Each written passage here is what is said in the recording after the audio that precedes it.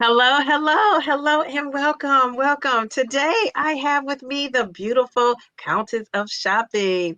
How are you? I'm great. How are you doing? I am good. I am good. I am so excited. I'm beyond excited to have you here today. So, this has been an I, interview in the making, and I am so glad we finally got together. I feel like we're joining forces, right? To talk about I these love it. GLP. Thank you for having me. I'm so excited to be here with you. Thank you so much for having me.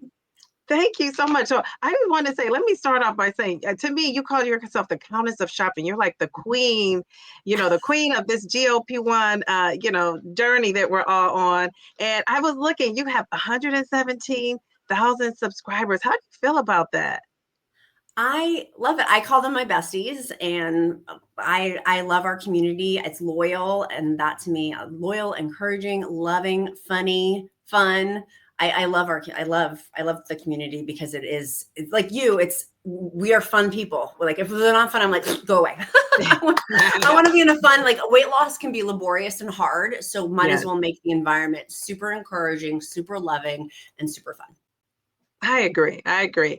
And so you have made over 1.5K, 1,500 videos. And I know all of them aren't necessarily about the GLP-1 experience, but how do you produce a video every day before we get into the GLP-1 of it all? I am a grinder. I love to hustle. My husband and we owned a long time ago before we sold it in our 20s and 30s. We owned one of the top dog walking companies in the country. We cared for over 8,000 dogs and cats. We had hundreds of team members on our team. We worked like 80 hours a week. It was before we had kids. And then having kids, life dramatically shifted. And so my husband and my last name is Skordinsky, and we're Skordinskys. We like to work. So my husband's Ukrainian. So we like to work, and very much it brings me a lot of pleasure to do. I love making content and hanging out with friends. So that's why I do a video a day, is because it encourages me and get to give and get to get. And it's an awesome community. Well, I can tell that you are, you're grinding and you're hustling over there and you are doing it and your community just loves you. And they love you in my community too. That's why I wanted to interview you. Okay, so let's just get started. So I want to start off by asking you people know you as the Countess of Shopping. Do you want to introduce yourself and tell us something else? And then, about your, background. And then if you can tell us how you started your health journey, your GLP-1 journey, how did, what you had going on evolve into that? Yeah, my journey started, well, rewind all the way back to elementary school. I was on my first diet. And so I have battled my whole life with my weight. There's pockets of where I've been successful at it. I was in the preliminary for Miss America pageant a long, long, long time ago, and where I was clawing with like white nails, and then I ballooned it all back. And I started on YouTube. I just celebrated my 8-year anniversary, and I started as the Countess of Low Carb. Some people may remember me back in the keto days. Wow. And I lost a tremendous amount of weight with keto and low carb. And to my shame and horror, I gained it all back and then some during COVID. I felt so shameful. Like I couldn't hang my head up. I had ballooned up over 300 pounds. Yet again, I had gained back weight. I'm pretty sure over my whole life, I've lost and gained at least 1,000 pounds, of where it's just this continuous cycle. And my husband and I went out of town, and he saw one of a blogger. It was a science-based blogger, had talked about this thing called Mounjaro and a GLP-1. And he's like, babe, you should check this out. And this is as we're driving to a romantic weekend away. And I'm like, I talked about it the whole weekend because I had tried to get bariatric surgery about a year and a half before even starting to have children. And I decided it wasn't for me. I was very afraid of what would happen with bariatric surgery. And I thought, I'm just going to do it on my own, not knowing that this cycle, this horrible obesity cycle would continue, of where I'd lose weight, gain weight, lose weight, gain weight. It was awful. It was like being on this horrible treadmill that I would not wish on my worst enemy. It was HE double hockey sticks. Like I just could not take it. And so my husband mentioning what it was, and I immediately set up a meeting to meet with my primary care doctor. I made a PowerPoint presentation as to why I wanted to go on this medication because I'm gonna take off the glasses for this. You made a PowerPoint presentation. I did. Because my previous my previous doctor, who was an old fuddy-duddy fart, he was so poo-poo about anything with weight loss. He's like, well, you just don't have enough motivation. And I'm like, how can I be so successful in one area of my life? We're a top 1% company in the nation, but this is the juggernaut of my life I can't, quote, fix. Like, how is that? That's incongruent. I'm successful in every single other area except for my weight. How is like, so anyways, I came from that. That's why I made the PowerPoint presentation, because my new doctor was a beautiful woman who had just actually gotten trained on GLP-1 medication a few weeks before. And I'm like, what divine timing. So she already knew about GLP-1s. She's like, you're a perfect candidate for Mounjaro. Go for it. And so I started taking it. With the first week, I lost over 10 pounds. And I always like to preface with, a lot of that was water weight because I binge eat my brains out before I took the medication. So it was a lot of water weight. Like, it's crass but true, but we're one poop away from hitting our weight goal. So like, there was a lot into losing that 10 pounds, but it gave me the like the beginning part of like, I can do this. Like, literally, maybe there's a way out of this being over 300 pounds, being morbidly obese. I'm almost 6 feet tall. Maybe there's a way out of this. Maybe I can figure, like, it gave me so much hope. So you asked a short question. I gave a very long answer. No, that is great. I'm still stuck at the PowerPoint presentation. I love that. I love that. So that will, encourage people to go to, if you're seeing a doctor, especially a new doctor or a healthcare professional, to go armed with information. I always say that because I think they take you a little bit more serious. They know you've researched it. It's well thought out. And I think that's a plus. Yes, I work with telehealth now, and I still have notes when I have my telehealth visits with my healthcare provider of like, okay, because I don't know about you, but I get white coat syndrome of where like I get nervous around the doctor sometimes. And so having my notes already figured out, having what I want to say of like this, I think is really helpful for us. And I do agree with you. They take us more seriously when it's there. But she believed that obesity was a disease. The other previous fuddy-duddy, farty-darty doctor, I cannot stand that man. Bless him. I need to pray for him. I'm being so mean. Bless and release. But he did not think obesity was a disease. And like now that I've like learned so much that obesity is actually a disease, it is scientifically a disease, and that there's a genetic component to it. And there's so many factors as we're learning more and more about the science behind obesity, and as to why the GLP connection is helping with obesity. That is really exciting for me of what's coming in the next year or two down the pipeline for obesity and obesity management. I agree. So you started off on Mounjaro, and then Yes. so you start off on Mounjaro? Are you a type 2 diabetic? I don't like to go into my personal medical history in terms of that. I have blood sugar issues, and so I have never answered that question, and I probably won't. I talk about a lot of stuff, but that's one I don't like to talk about, my type 2 diabetes. So how did you were on Mounjaro, so how did you switch over to Zepbound? Like, what made that switch? So I'm one of the OGs. Zepbound did not exist. So there was no such thing as Zepbound. It was just when I came on the market, it was just Ozempic. I don't even know if Wegovy was around at that point, but it was Mounjaro. Like, there was no Zepbound yet. And now all the things for like heart disease and all of the other sleep apnea, like all of these snowball things have come after that, which has been so amazing for FDA approvals of it. So it was only Mounjaro as a choice, or Ozempic. And that was really, like, that to me was so cool. So when Zepbound came out, it was because of the shortages. So I've been on Zepbound, Mounjaro, and now I'm currently on GLP-1 plus GIP. It's the Tirzepatide compound. But the way that things are in the marketplace, I like to be very intentional about my word choices about this. I am on GLP-1 plus GIP, which is the Tirzepatide compound now. Okay. And what dose of that are you on? Do you take? So it's currently the highest dose that they offer. So I was on the highest dose with Mounjaro and Zepbound, 15 milligrams. And the highest dose they offer for GLP-1 plus GIP is 11.125 milligrams. Okay. Yeah. All right. So I want to ask you, so what was your initial reaction to the medication? So can you take us back to the first dose? Yeah. So when I first did I don't know if you had the same thing, Downsizing Diva, but I was literally shaking when I took my first one. I was like a leaf. I was about ready I felt like I was going to have a heart attack because I was so nervous. I'm like, what if I inject this thing and I just feel it go through my body and like I can't take it back once it's So like, I will never forget taking it and like shaking and being like, I did it in my stomach and being like so nervous to do it.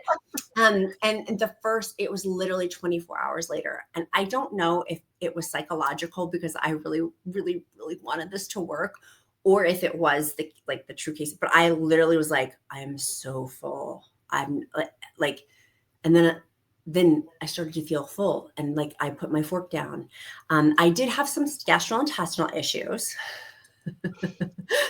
Did have a few things of those of where I had some tummy issues, the diarrhea, constipation, nausea, and vomiting, the four most common gastrointestinal issues with GLP-1 medication. Definitely have had all of them at some pocket on my journey. But for the first week, I was very nervous, and I literally felt within 24 hours, I'm like, oh my gosh, my life is going to change.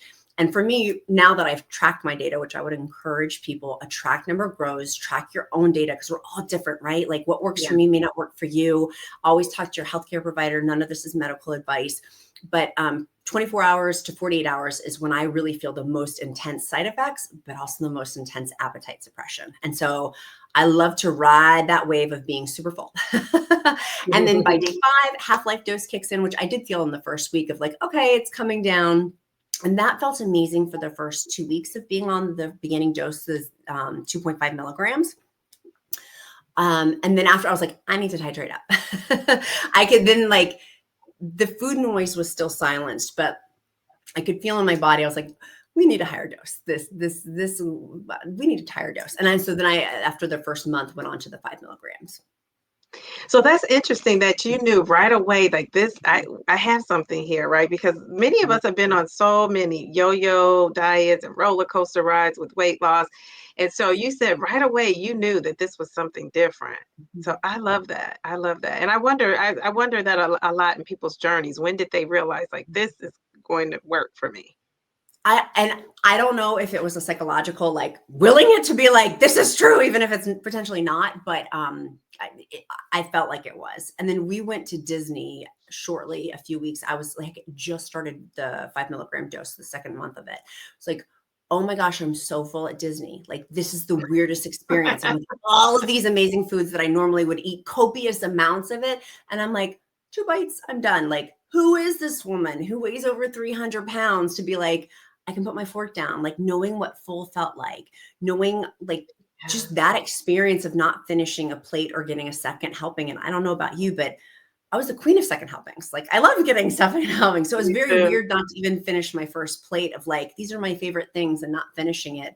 It's like, this is my new life. This is what normal, and normal is a dishwasher setting, but normal people feel like when they're full. Or like my sister, she does not have the obesity gene of where she's always, since we were little kids, could put her fork down and be like, I'm full. And I was always like, no, like, I don't know what that is. Like you have 5 heads. Like, I can so relate to that. So, also taking, my injection, I remember the first time I couldn't believe it either. I was just thinking like, wow, I'm going to be doing this. I did not want to take an injection like that.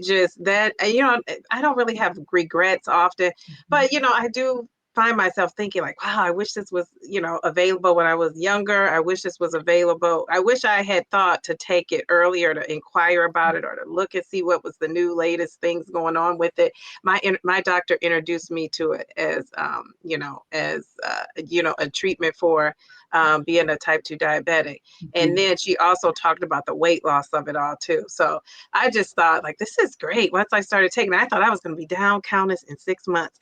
I thought, and so now I learned though that it doesn't work like that. We've all learned over time that, it's a lifestyle change and you have to make changes. And, some people I guess could take it and things just fall off. For me, it doesn't work like that. And I don't want it to either. I do want to be intentional about tracking my calories and doing all the things because, knowing, what's going on with these medications, I just don't know if we're promised to still have them around. Like I wouldn't be shocked if something happened, and I just want to have tools in place in addition to this treatment. So yeah.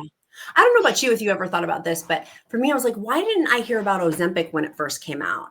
Like, why didn't, like, I never, that fuddy-duddy doctor that didn't, like, I wish I had known when Ozempic first came out, because that was before Mounjaro. Like, because I had been asking at that point, and I was ironically put on Contrave, which is a weight loss medication. Okay. I don't understand why they didn't have me with Ozempic. It blows my mind still to this day of like, it would have relieved me of a lot of pain, anxiety, and heartache if I knew about this right as Ozempic came out. But I think that probably with Fen-Phan and some of those failed other drugs that maybe perhaps was why. But I don't know if you've ever thought about that of like, why was I not put on this earlier?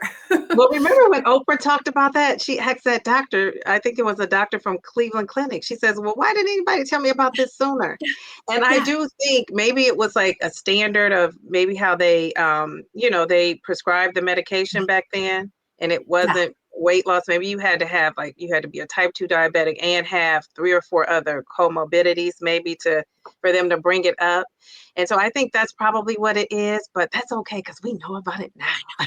Ironically, after the Oprah show, I was in the TSA line with that doctor from the Cleveland Clinic. So I got to pick his brain because he was taking his shoes off, which I'm TSA approved, so I didn't have to take my shoes off. So I'm like walking along in the line with him, asking him 10 million obesity questions as we went through TSA surgery after the Oprah show. And so that was one of the things. And he's like, some people just are not they don't think that obesity is a disease. And that was very helpful for me of like, okay, well, and it's a lot actually, now that I've learned about it, there is a huge portion of medical doctors that don't think that obesity is a disease. And so therefore are not prescribing GLP-1 medications, which blows my mind. Anyways. Yes. I'm experiencing that now with a family member's doctor. So we're trying to switch him over to somebody else. So well, I think eventually down the line, more information, research is going to come out and bring a lot of these doctors on board. But until then, we just have to advocate for ourselves and, go where. That's an absolute point. Yes, somebody is going to be supportive of it. So, okay, so you told us about, your first experience. What side effects have you had over the years? Because how many years have you been on the GLP-1?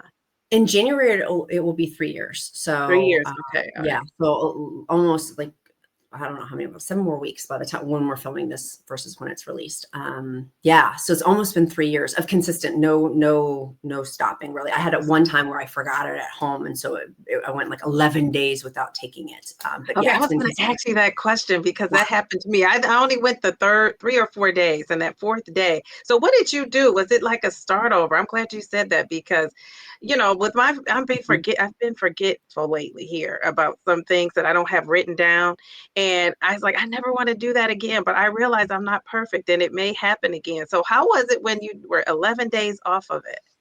I was going on a business trip and it was very stressful before I left. And so I realized when I got to Las Vegas, I'm like, oh my gosh, I was supposed to take this in my little awesome travel carry-on thing, which was right over here. But I have my little carry-on travel bag. I left it on the counter. Like, I was so upset. And so I was like, I'm going to be here for the next 4 days. So then it was literally like shot. So it put me at 11 days. I was white knuckling it. I'm like, I absolutely have to have my medication of like, my eating became a lot more food noise and that squirrel cage that had calmed down. So that you were asking about the first week, for me, the biggest thing I noticed was like just the noise in my brain calmed down, and to have relief from that was the best experience. And so then to have that ramp back up again, I was like, no, that I was not anticipating and not on guard for and not prepped for. And also traveling, I didn't have my tools in my toolbox that I normally use in my home. I have a lot of things like safety nets in place for me to make sure I'm eating well and working out and things like that. That being out of my home, I didn't have it all. So it was not pleasant for me. And I realized I absolutely have to be on this medication the rest of my life. That's when you realize that. Yeah. Now, do you remember how many days into the 11 days did all that food noise just come rushing back? Was it immediate? Was it over time? That's a good question.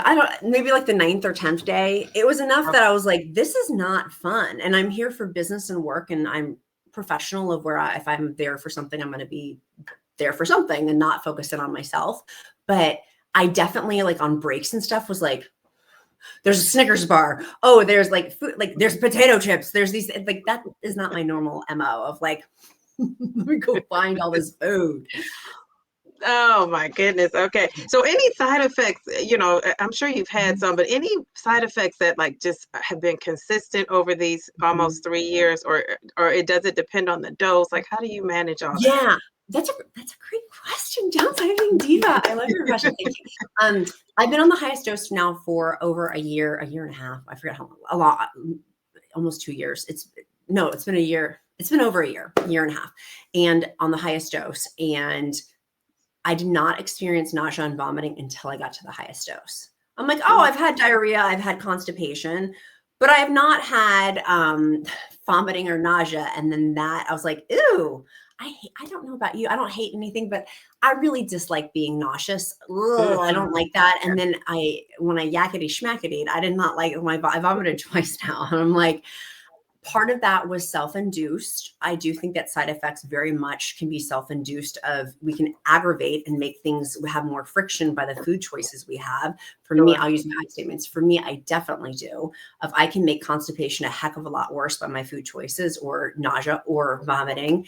And I ate a lot of greasy stuff that was like, we're going to repeat back up and say hello again. So you don't have those. Um, and so I really that on the highest dose, I definitely see, and it's actually is it nausea or vomiting? One of them is the highest, the most common side effect for people in the higher doses is that nausea and vomiting. So to experience that, I was like, ooh, I don't. I'll take constipation and diarrhea, Oh but I don't want no. to. I don't want to take the vomiting and nausea. Yes, because constipation, I mean, it's focused. You don't your whole body and stuff doesn't feel bad. But when you're nauseous, everything I feel like feels bad. Jeez Yes, Louise. yes. I Okay. feel like So a do you grumpy take Gus. I'm like, anything? Is there anything you take for it that works for yeah, you? You're not I have. doctors, so we're not saying go out and take what you take, but we're saying what works for you. Yes, I love ginger tea, or even just chopping up ginger and putting it in filtered water in a big pitcher and putting it in my fridge or making my ginger tea. I used to love ginger chews. I found with my blood sugars that over time really does not, I'm not great with the ginger chews anymore for my blood sugars. So I don't take those as much anymore, but stuff with ginger, I really, particularly teas because it has no calories in it. I really lean into, and that helps, or small sips of water, small sips of my electrolytes. Um, that will help. And also realizing that it will pass, that usually it's on that 24 to 48 hours after my shot is when I do experience that the most. And because of that, my food choices need to be the best that they can be. So I can't be having like fried food like I did that one time that made me vomit. That was that was a learning lesson for me. And I know some people in the audience are gonna be like, oh, you ding dong. Like, of course that's obvious. It wasn't obvious to me. I thought if I have, and it was just too much and too close to the beginning of my shot, that made it not feel good on my body. Yeah, and I think a lot of times we think because we know what we're doing, right? And we think like I'm not doing this all the time, so it's not going to happen to me, right? Yes. And when I was new, taking my injection early on, I remember eating some Mexican food and it had those chips. Oh gosh, those chips. Yes. And the Yes. chips are deep fried and everything. And I knew that, but I was like, I'm gonna Mhm. risk it, right? What could happen? When I tell you I was, sick to my stomach, but also I just had diarrhea. It went on and on and on. And then on Yes. top of that, I think if I would have just stuck to the Mexican food, but Countess, this is what I did. I went to Dairy Queen and got one of those small Yes. little blizzards. And Yes. my mind, the medication, and it was emotional eating, but it was like a celebration. It wasn't like I was sad or depressed. And I thought, oh, I'm just gonna have a junior one. I don't think I've ever ordered a junior one. And when I couldn't make it home good before I had to go. And so I've never done that again. And again, that was a side effect that was induced by a choice I made. It wasn't just the medication, I was eating what I was Right. supposed to eat. So I think that's a Right. great point. And I love that story because it illustrates also I've had that of where I've almost not made it home where I'm like, oh my gosh, please let this car make it into the garage so I can sprint at our house. But it's been a learning lesson, a very painful learning lesson of like, oh, my body on this medication does not do well with that. And that's my old lifestyle. And I can still have Mexican and I can still have Dairy Queen and things like that. But for me, it's like I usually have to pick one or the other Right. and Yes. very Yeah. small portions. Now that I've been on it for so long, my body's become much more adjusted. So if I did want to have more Mexican, I could, but there's still a kickback on it for me, where I'm like, oh, that doesn't feel so great. It's the juice is not worth the squeeze. So Now, what about we didn't talk about for constipation. Do you have a constipation, something you use that really works well? Yes, I actually do. I do. I love Bioptimizer's Magnesium Breakthrough because it has 7 types of magnesium. I have no constipation issues with that and element electrolytes. Magnesium, because of the 7 types in it, I have no constipation issues. Thankfully, I Very did. good. I did before I started taking that, and now I don't. And I've been taking that for 2 years now, and I love it. And it helps with sleep. It helps with other things too. So, but that is like my constipation.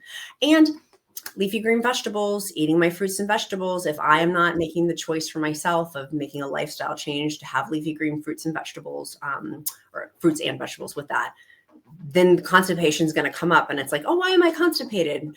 For me, when I started eating a lot more protein also, that was a learning lesson of like, oh, that's a lot of protein that's going to bind in my system. And so I need to learn how to eat more fruits and vegetables with more protein. And so that was a learning lesson too of like, I am constipated, but not taking magnesium breakthrough. I've now tested it so much over the last 2 years of like not taking it versus taking it. When I take it, I don't have a constipation issue. Okay. We're And do you besties take now that we're that talking every about day? poop. I know. That's one of the places I don't mind talking about food. So do you take that every day, Countess? Pretty much No. every day. I take 1 to 2 of the capsules about an hour and a half before bed. Okay, Yeah. okay. 'Cause I take Yeah. Mago 7, but I only take it as needed. Mhm. Like, so, and since I've got on this 12.5 milligrams, I haven't really had constipation issues. When I Mhm. get to that, and I guess I do, because why aren't you supposed to be going every day, though? I guess if you're supposed to be going every day. When I get to that second day, the minute I think, okay, I need to take my Mago 7, it kicks in on this 12.5. It had not done that before I got to 12.5. So I don't know what And about it is about higher doses. how long have you been on 12.5? Remind me. I think I've been on 3 months, maybe 3 months now. So And you like pretty it? pretty new. I do, I do. When I first got on, it suppressed my appetite so much that I couldn't believe it. When people come on your lives and interact with you and say they can't eat, I couldn't relate to that because I Yeah. had never experienced other than when you first start, right? And that Yeah. was so long ago because this is my Yeah. 20th month. So I didn't really have that. I couldn't relate until I got to this 12.5. And I said, this is what it feels like to not eat. And you can't force yourself because I would think to myself, like, eat anyway. And I would say to people, just you got to eat anyway. So now you do have to eat, but I realize there's strategies and ways to deal with that so you're not stuffing yourself because that's what it's a feeling of being stuffed if you eat, beyond the Right. medication. So, and that's Right. not a good feeling either. No, and I've paid out of pocket and now we're up to Wow. 16 grand. I'm like, I'm not paying 16 grand to 16 step grand. force feed myself. Like that's not, I don't, for me, other people, but for me, I'm like, no, I'm not force feeding myself.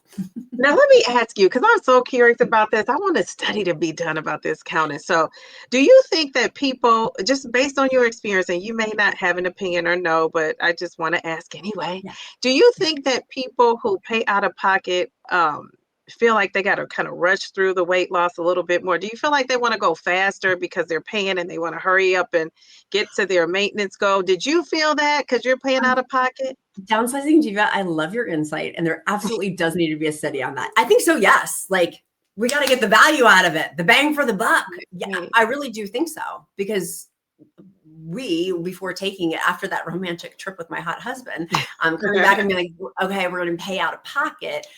We had to regroup our finances and things like that. And there was a major like switching that around. And yeah, absolutely of like, this better work.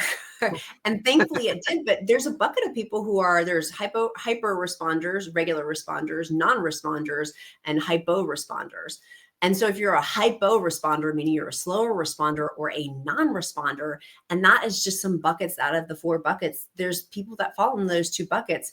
It is very, very frustrating. I couldn't imagine paying all this money and being a non-responder. I would be very like, oh, like what? Why is it working for other people and not me? I like that. Like it breaks my heart when I hear that. The solution a lot is higher doses with it, of getting to the higher dose of like the statistical data of Zepbound 15 milligrams or Mounjaro 15 milligrams versus even 10 milligrams or 7.5 milligrams is huge in terms of percentage. And talk to your healthcare provider. I want to make Sure, sure I'm yeah. actually accurate, but percentage data wise, I'm like, I wish I had known that earlier, that there really is a dramatic change in weight loss with the higher doses. Okay, because a lot of times you hear going up in the higher dose doesn't mean more weight loss, and sometimes for Mhm. people it doesn't. But I realize in that study and what they say Yeah. that's where you see the weight loss, and when you The get to those study higher, does, though, you do lose more weight at the higher dose. yeah, Like being factually accurate, it does. But what price point? And we're talking about side effects. Like if you're having profuse projectile vomiting or blowout diarrhea, like is that a quality of life to be losing? Like that's a conversation with the healthcare provider too, of like where's the balancing act of side effects with the higher doses. yeah, I would agree with that. Mhm. Okay, well, let me ask you since you kind of hit on this with, because I am an Element user, like I love Element, and I have my little link code, and I keep getting people are ordering the Element, and I hear it, my Element is here, ready to go, and I put Love it it. in this big tumbler. So we were talking before, and I am like you, I don't use a whole packet, and Mhm. I will say over the course of time, it has not affected my blood pressure. My blood pressure has gone down still, Mhm. even taking, drinking the Element.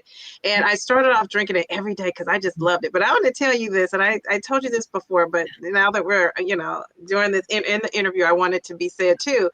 I was watching your videos one day and I had this terrible like Charlie horse. And I was like, what in the world? Like, I don't get Charlie horses. And Yeah. I was like, what is going on? I don't know if it was a Charlie horse, but that's what I likened it to. And I mean, I could not move. It was a muscle spasm. And then I hear you in the background and all your glory, like, Element. It's for this, it's for that. I'm like, I gotta order me some Elements. I clicked on that link. I got the Element. And I've just loved it since. I really have. And I'm not using it. I know a lot of people say, like, well, if you're an athlete, if you're not an athlete and you're not Mhm. sweating and working out so hard, you don't really need to take it. And so I didn't really start taking it for that because, I'm not exercising like an athlete. That's one thing I could say for sure. So I'm Yeah. not exercising like that, but right, yeah. But it did, help with the muscle spasm. And I think it helps also with me with the fatigue of it all because, that's one of my, side effects that I've been having. But I never heard anybody say the constipation. But I guess if you connect it to hydration and water, that makes sense, Mhm. right? So can Yep. you talk about Element because I know you're a big proponent of it and people, say things about it. And I have a great experience with it. So tell us all the great things about Element. Well, I love Downsizing Diva that you love it as much as I do because I started taking it when I first started my journey. It was like the first thing I bought like almost 3 years ago that I've consistently been on. My 10-year-old takes it. My hot husband takes it. And we continue to take it. First, I started because of the side effects. And then it's now transitioned. I do lifting. And also, I really love the way that it tastes. I don't take a full, and I've said this in a ton of my videos now as I've gone through the almost 3 years. I don't take a full stick anymore. Take about maybe a half to a third. My husband, same thing does. My son who plays travel soccer, he's 10, he gets severe leg cramps. He takes it because when he doesn't, his Charlie horses flare up. When he takes it, he doesn't have Charlie horses. And so I'm giving it to my 10-year-old son. To me, that works for our family. But I always like to say, people like, you do you. Like, if it doesn't work for you, like, we all don't have to do the same. Obesity is and type 2 diabetes is a very wide hoop to jump through. And so all roads lead to Rome. If we're getting to the healthy point that we want to be, not everything is going to be for everyone. For me, I love sharing my experience, strength, and hope of what's worked for me from a woman who weighed over 300 pounds, who struggled my whole life with eating challenges and binge eating and having a very distorted perspective with food and to healing that relationship mostly with it's not a relationship perspective with food. So having tools in my toolbox, for me, this works. Is it going to work for everybody? Well, I feel like that's very naive to say that would be true. Like it's not going to work for everybody, but for me, it has. I love it. Talk to your healthcare provider before taking any kind of supplementation. My healthcare provider is like, you have my blessing, go for it. So we love it. Our whole family takes it. If I'm going to give it to my kid, it's not my Countess of Shopping seal of approval. I would say so. Okay, so thank you for that. Thank you for that. So you kind of hit on this earlier. You talked about, tracking. So that tells me you're Yeah. counting calories and I'm watching your videos. I see you're tracking. So what do you eat? Like give us an idea of like what you eat in a day. Yeah. So I have been working really hard with a dietitian. For me, I really wanted to refine. I'm basically at maintenance and I really want to refine what several months ago. I was like, I need to refine this. Like, I feel like I'm doing really well and I've worked with a dietitian, but I need coaching, and I don't go to dentists who don't have teeth. So therefore I'm not going to take food advice from somebody who's not like, so I was taking a dietitian who has their master's degree, like really like knowing the nutrition component, particularly for GLP-1 patients. And so that for me has been very, very helpful, of learning that, of high protein. Okay, what does that look like? So for me, for example, we tailgated, we went to the JMU football game. We have season football tickets. And so we tailgated, and I brought with me a big thing of Greek yogurt, lots of fruit with me, some chia seeds, pecans, like that right there, low calorie, high protein. Because I'm almost 6 feet tall and I weight train, I have about 130 grams of protein per day, which is a lot. Like, it's a lot. So within that, I supplement with a protein shake. My hot husband is very sweet and makes one for me every day. It's so sweet. So I have that, and then some sort of lean protein meat with a vegetable, like for lunch and for dinner. So like we went out after that, we went out to Outback. And so I got an Outback filet mignon because it was a leaner cut and lower calories, a 6-ounce one, a salad. I did have a little bit of the bloomin' onion, but just a little bit. Like that now, with the changing of what I'm eating, if I can have everything I want, just not in the quantities in which I want. So I can have a few bites of that, savor it, enjoy it. I'm not having that every day. If I'm in a calorie deficit or calorie maintenance, that's my focus. And so for me, I try. So basically what the bottom line and the punchline is a protein, lean protein. I've really come into loving 99% lean ground turkey and ground chicken, because I can mix it with everything. Like there's so much stuff. You can make tacos or spaghetti or like a ton of stuff with that. And then some sort of vegetable with it or fruit. That works really, really well for me. I feel my best. I feel most energetic. I feel like my skin looks better. I just feel better when that's with it. But I do still track my calories. That used to trigger me to binge eat. It does not anymore. I've had to work with a therapist to help heal that old trigger response. I don't have that anymore. And so somebody does like, oh, I can't, like, for me, it was very triggering. And so now, like, I'm happy. I love it. I'm like, it's another tool in my toolbox for my health success. So what do you say to people who say, if we're taking a GLP-1 or we're on our GLP-1 journeys, we should never eat out? Like, and I think you're in maintenance, right? Aren't you? Yeah. We eat out almost every day. Okay. We had a lot. We had a lot. So how do you answer that? What do you say? Like, because some people say, well, she should be packing her lunches and taking her lunch everywhere she goes, or her dinner. She shouldn't be eating out. What do you say to that? Yeah. I actually find that Chipotle is cheaper. And then, so if I'm packing my lunches, usually for cost savings, I actually can get it cheaper from Chipotle with my reward savings or my gift cards that sometimes I get through. I can get gift cards and things like that at a discount. So it's actually cheaper for me to go to Chipotle, but I will not eat the whole thing. And they have fresh produce, fresh vegetable, it's fresh. And I find I can track my calories better when I eat out. It tastes better. But we eat out frequently because that's our lifestyle. And this is where I go back to, it is a wide hoop to jump through for obesity management and for type 2 diabetes, for health and wellness. And I would never judge somebody else for their choices with that, of like, you do what's best for you. If cooking every meal at home works for you, I give you the biggest high five. If eating out like we do, I have a 10-year-old who plays travel soccer. We travel for 3 hours to a soccer game. It is not feasible for us to pack all of that. And it's going to taste gross to me. Honey, I am not the best cook, but I'm the best orderer. I'm a very good orderer. But I also find that I do a lot with like Costco shopping, for example. That works really, really well for our family. We've really leaned into shopping at Costco and not really going to other grocery stores besides Costco, because they have healthy produce. They have the best produce. And I live in rural Virginia next to farmland. Unless I'm going to one of our neighboring farms, it's Costco produce. Because it's the best. And then also lean proteins, that I can construct meals that are in a calorie deficit that taste good, but they're pre-prepped. Some people get really whacked out about the preservatives and stuff in that, but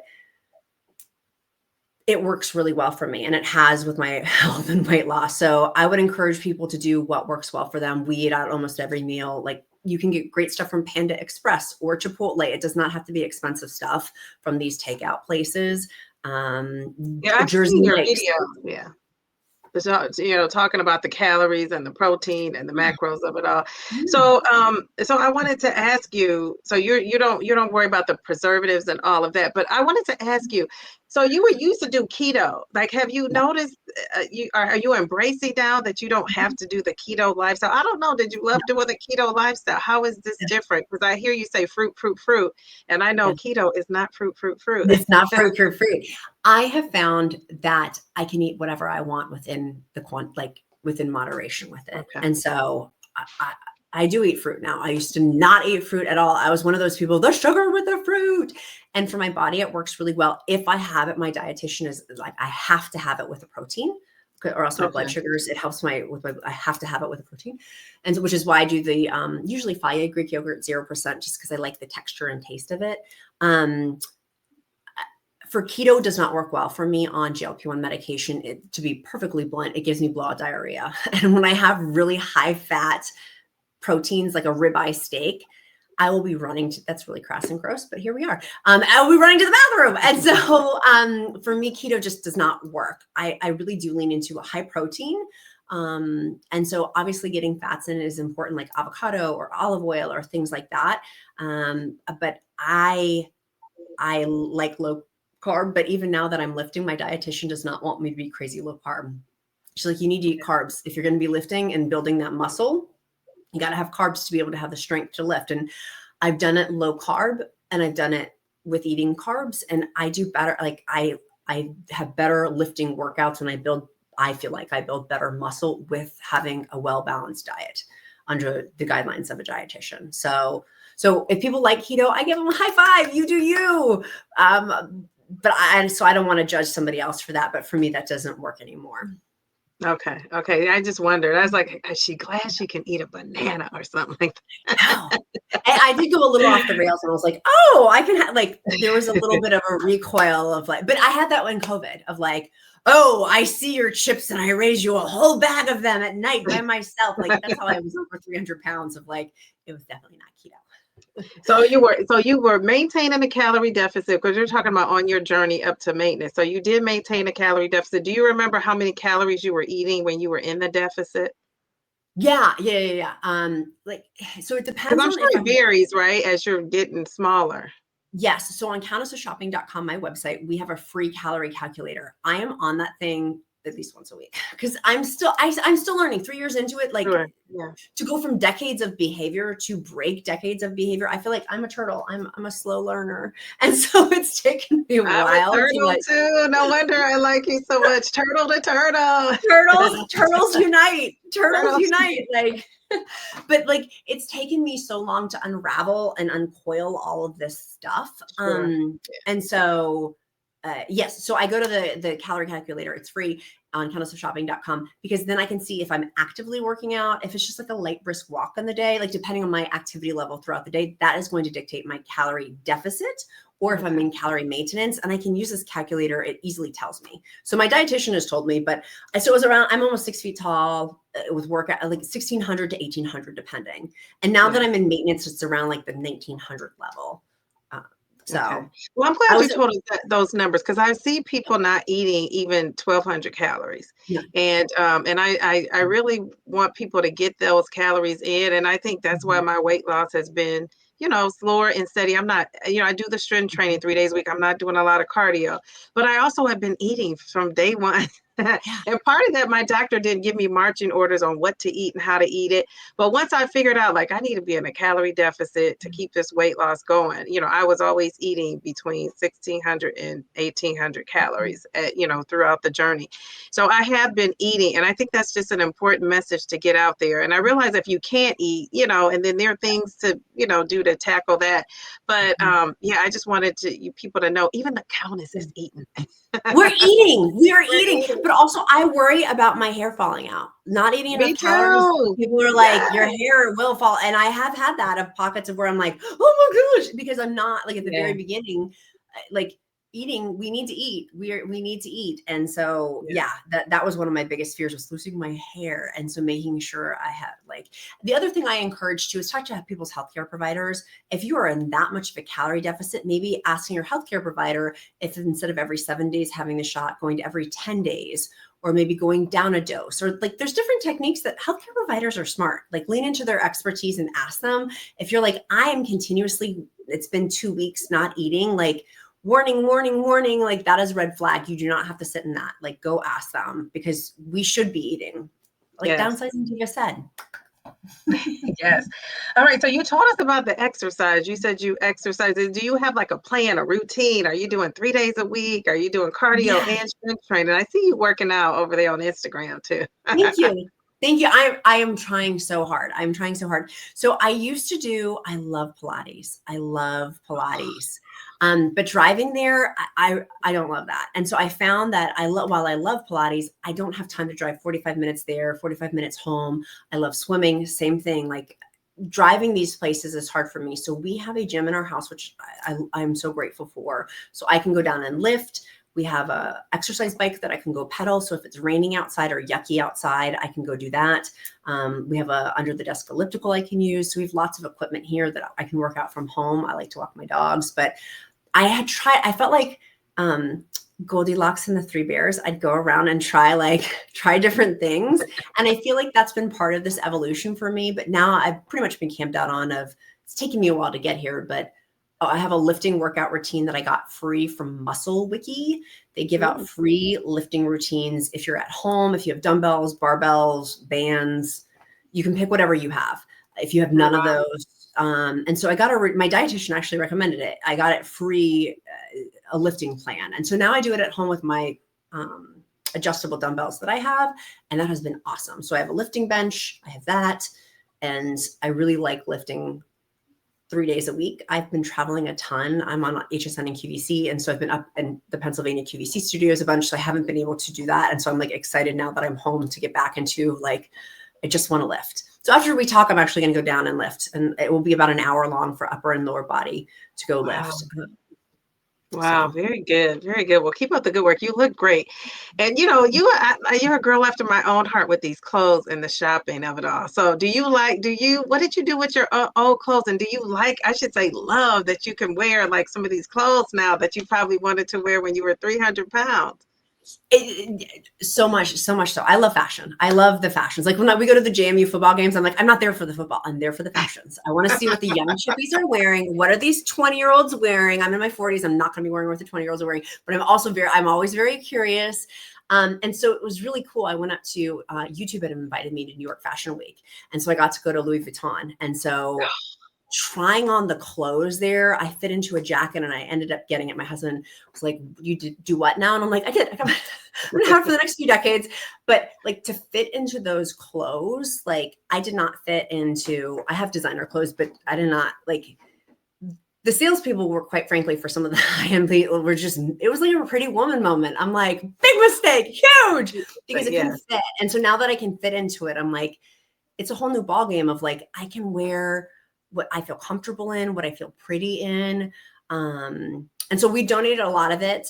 Someone in my group in countessofshopping.com/group, one of our group members, she's like, I'm your size. And we just shipped her for like two or three big boxes of my winter coats. I shipped her just because we've donated so much locally. There's a domestic violence shelter near us. And so we've donated a lot to that. And so I encourage people like, donate. There's people who will absolutely take or swap, having friends swapped with too. Some people have given me clothes, which I am so grateful for. Amazon has a ton of sales frequently. And so I frequently pick up as I'm in between sizes, like different Amazon sales too. Now that I'm basically in the size that I'm going to be for the most part, now I'm buying going to like Louis Vuitton, for example. But I have been basically like major clearance shopping on like Amazon and things like that. Old Navy, when they have like blowout clearances and stuff, I'm like, let me get my pants while I can, and things like that. I love that. I love that. So I want to ask you, what advice would you give a newbie? Because you've been on this for 3 years, so you have valuable insight. And so what would you tell someone new that's coming in and they came to Countess and somebody told you to give them the best advice? What would you say? Oh, that's a great question. You have such great questions. Thank you. I guess it would be to have an open heart and an open mind. I wish I had known about the 4 buckets of like hyper responders, of people who are going to lose more than the 1 to 2 pounds recommended per week. Hyper responders, regular responders, which is 1 to 2 pounds per week. Hypo responders, which is less than the 1 to 2 pounds per week, and non-responders.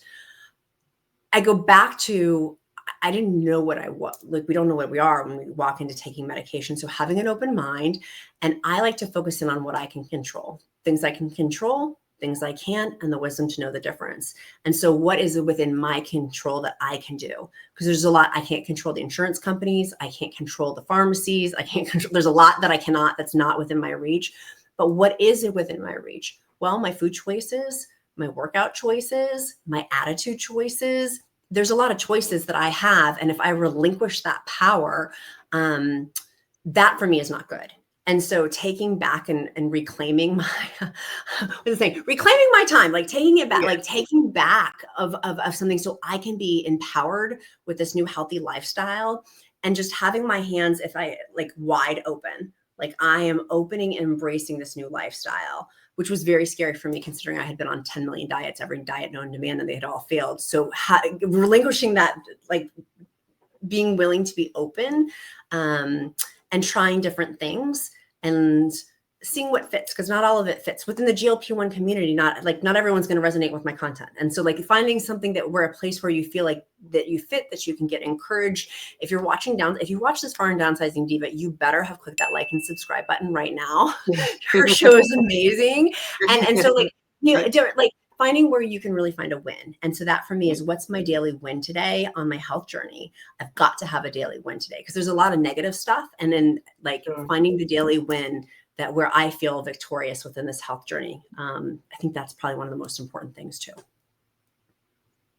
I love that. I love that.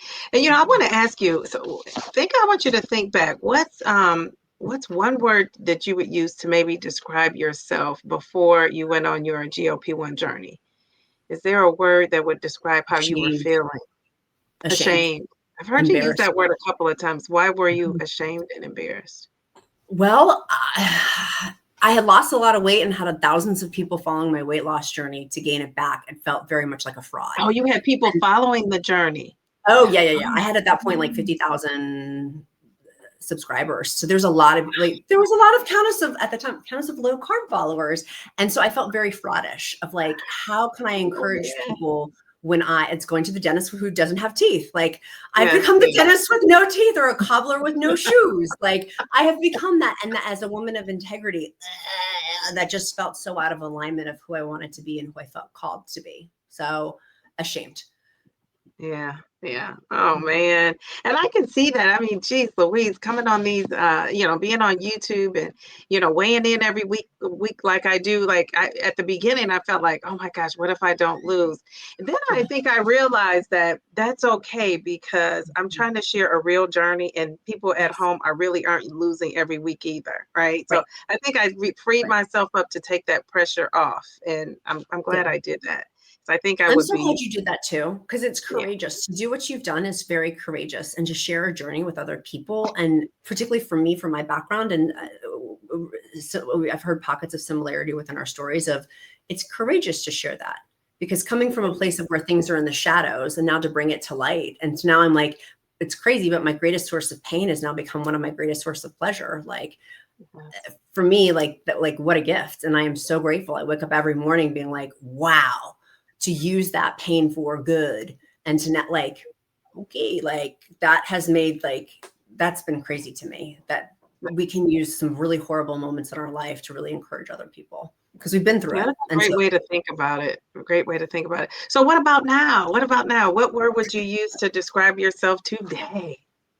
Ooh, that's a good question. What word would I use to describe myself today? Loving choices, loving actions, loving thoughts. For the most, like I did yell at my kid earlier about but I'm working hard. Progress, not perfection. But I think loving, like treating my body with love, like the next loving choice to me, that really and really practicing that as a verb, like the action of being loving. And that, like when I'm meal prepping, that is a loving choice. When I'm picking up my Chipotle that I've ordered and figured out when I'm typing out my macros, that's a loving choice. When I'm planning when I'm going to do my workout, that's a loving choice. And so like within that, I think that loving is, I really also sidebar is like being a loving wife and mom to me. Like those are my two most important titles, is being a good mom and a good wife. That really matters to me most. Forget out the other accolades that I've had of like being on Oprah and being on Good Morning America and the companies that I've started and run and like these things. to me, being the best thing I can be is being a good wife and mom. Like that at the root of it, I have to be loving. And so if I have to be loving for that, then I have to be loving for myself. And so I deserve that. I used to not think I did, but I really do deserve that. Well, that is beautiful. I love the word loving, right? Because it just fits, right, into everything we do ultimately, if you approach it in that way. So I want to just play a quick game with you, and then we're going to talk about your YouTube channel, and then we're going to say until we meet again. Cool. Okay. Okay, so I'm going to say a word, Countess, and I want you to tell me the first thing that comes to your mind when I say the word. Now, if you want to explain it, you feel free, but only one word is needed. Are you ready? Okay. Are you ready? Okay. I'm ready. I'm nervous. My armpits are sweating. Okay, I'm nervous. Okay, the first word is GLP-1s. Life-saving. That's 2 words. Good word. That's okay. Shopping. Fabulous. Of course. Compounds. Love. Good. Fitness. Why did I get Invigorating. so excited about that? I'm sorry, what'd you say? Invigorating. Invigorating. I love that. Menopause. I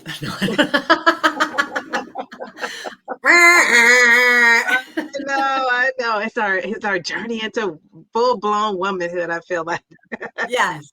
Okay. That's a good way of looking at it. It is. Okay, what about maintenance? I feel like I need to really work on my vocabulary. Maintenance. Exciting. Exciting. Okay. What about family? Oh, my heart, my center. Your heart. What about spirituality? First. I love that. And finally, what about YouTube? That's third. God, spirituality, family, and then work. So And then work. Okay, very good, very good. I love that. I love that you have made you made a career out of YouTube, and you've been on it for so long. Have you been on it more than the 3 years?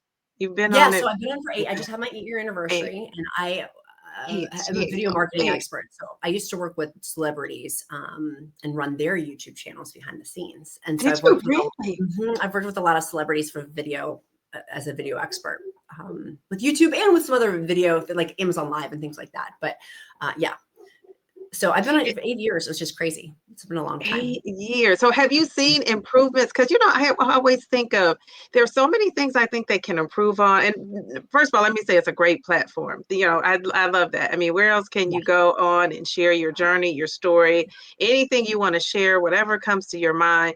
And eventually down the road, if you have people following you, they recognize that, right?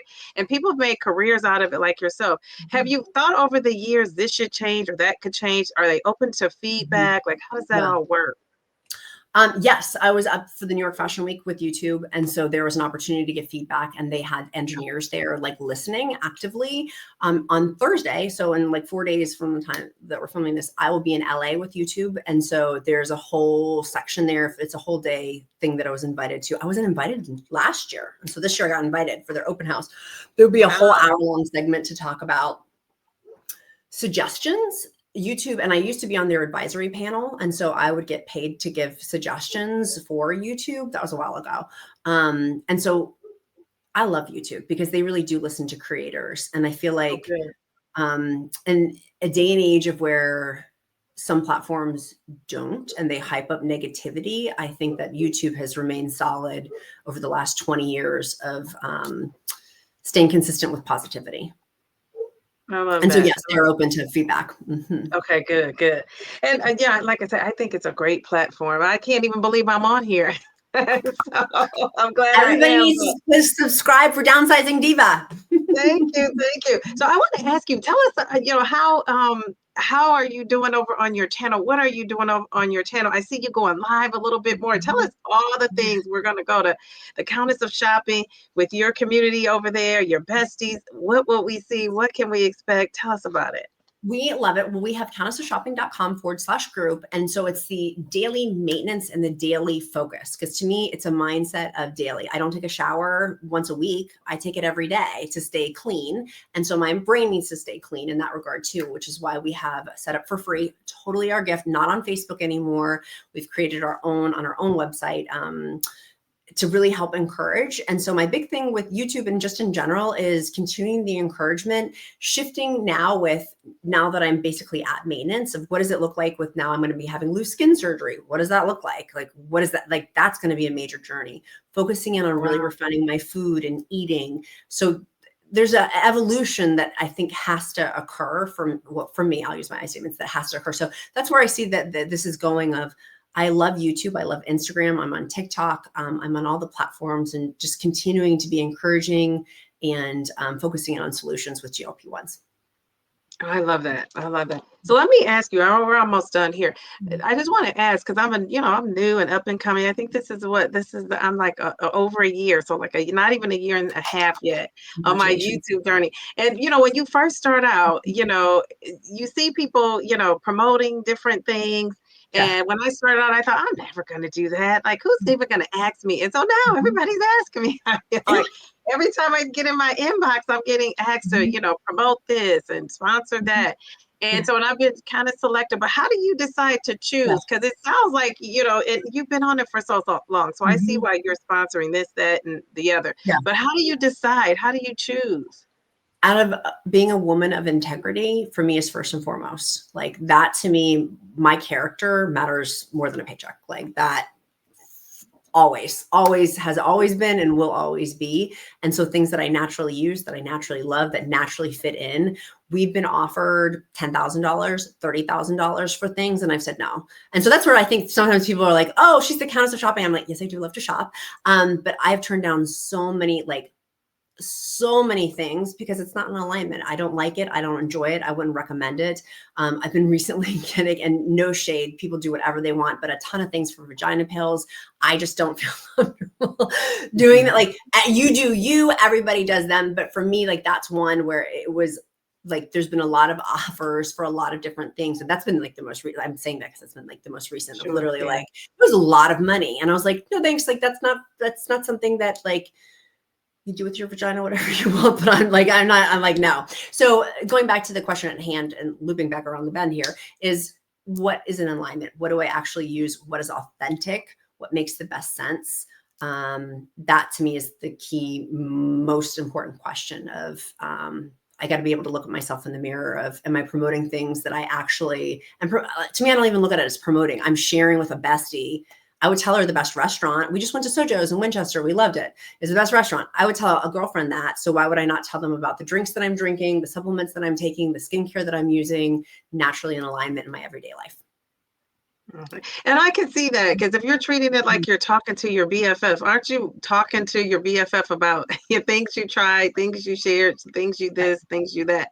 And so, so I'm very selective too, because I'm like you. And if I don't use it or like it, and then they'll say like, oh, well, you could try it for 30 days or 60 days or however long. And then I think like, what if I don't like it? I hate to tell people no. So I'm still kind of working through that, but you're like a go-to, person who's been there, done that. So I appreciate that. Yeah. And I always make sure I've tried it really well in advance so it can be honest, and it's not like, it's an honest testimonial of what I really do use and like, because there's going to be lots of offers, and you're going to like, I can't wait to say when we look back a year from now and be like, do you remember when you had X number of followers and subscribers and how big your channel, because you've made an impact on so many.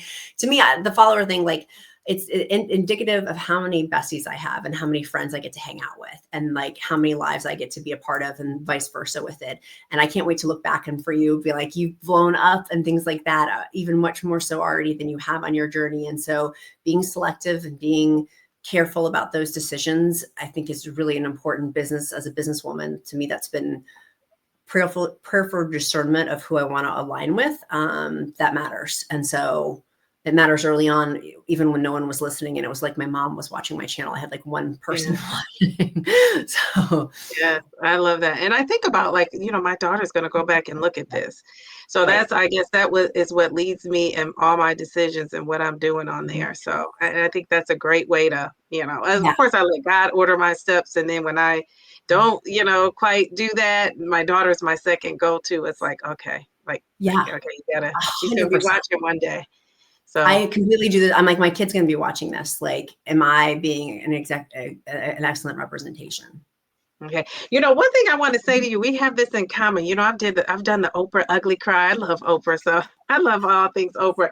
And I want to Yes. tell you, it's okay when you're over there and tearing up for whatever the reason is, because I think to be emotional and to be vulnerable like that, that shows that you care. That you're letting people see that side of you. And I think that that's fine. I think a lot of times and I do it myself, and I'm talking to myself here too. But I think a lot of times we think like if you cry, it's kind of like a sign of weakness type of thing. And Yes. really, all my tears on my channel so far have been Mhm. tears of joy. But I Mhm. can see it coming where that's not always going to be that. And so you are the person who has kind of made it okay for me to say, okay, if I do get on there Aw. and cry and it's not the best Aw. situation, I think that that's okay. So I just want you to, keep doing what you're doing, because people absolutely love it. Thank you. That means the world. Like, truly, that means the world. Like, thank you so much. That means the world. It's amazing how pain can turn into a beautiful thing. And so Yeah. I have had to really work past that. It's not a weakness to cry, that it is actually strength to be able to show real feeling and real emotion. And I'm naturally an emotional person, and I've Me had to too. stuff that down for a long time. And I don't need to stuff anything down anymore. I get Yeah, to I live. always say tears are good for the soul. Don't you feel good Yes. after you just have a nice cry? Amazing. But It is. we're It's used to vitamin doing C it maybe booster. not on a public platform, so I get it, but I just want you to know that it's really Thank you. okay. I think it endears people more to you because you feel like a real person, right? And not Thank just somebody they see on YouTube. People can really relate to you doing that. So before, you. this has been so awesome. Before we go, is there anything else you want to say? Anything else you want to say about your channel, about it, just anything? I'll I let want you. to know what you're excited about for your YouTube journey. And the next month, what are you really looking forward to for health and your YouTube? Well, I am looking forward to losing that 100 pounds. I want to get to 100 pounds down. And I say to myself, Countess, why am I giving myself a time? So I said by the end of the year, I have this theme song, the Oh, Downsizing Diva theme song. I'm going to send you a little video of my daughter and I. We kind of made a video. And I was listening to, sometimes my videos will come on and I'll say, I said by 2025. So I'm really focused on getting to that goal. And I'm a slow and steady loser. So if I don't get to that goal, I'm going to give myself grace and it's going to be fine. But I'm looking forward to like revving myself up and getting through the holidays, even with this goal. And so I'm 20, might be 21 pounds away from it. So that's a thing that's coming up here. Then I'm looking to retire. My retirement date, I'm almost positive, is June of 2026. I have the letter drafted. I just haven't sent it yet.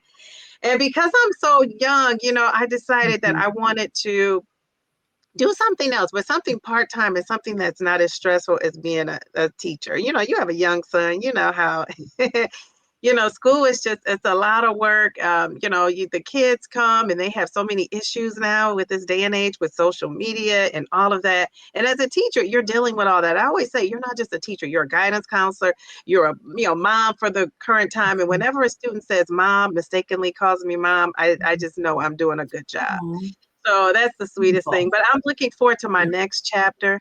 And then as far as YouTube, I just want to continue to like reach people and, let people know that it's okay, whatever, your journey is. If it's fast and furious, if it's slow and steady, if Yeah. you're a non-responder, I want people to know that that's okay. And, when we talked about the non-responders earlier, I want people to focus on, if you are specifically on this for weight loss, I get it. But there are other things going on in your body. There's that inflammation that might be gone. That's your blood pressure may be normal now.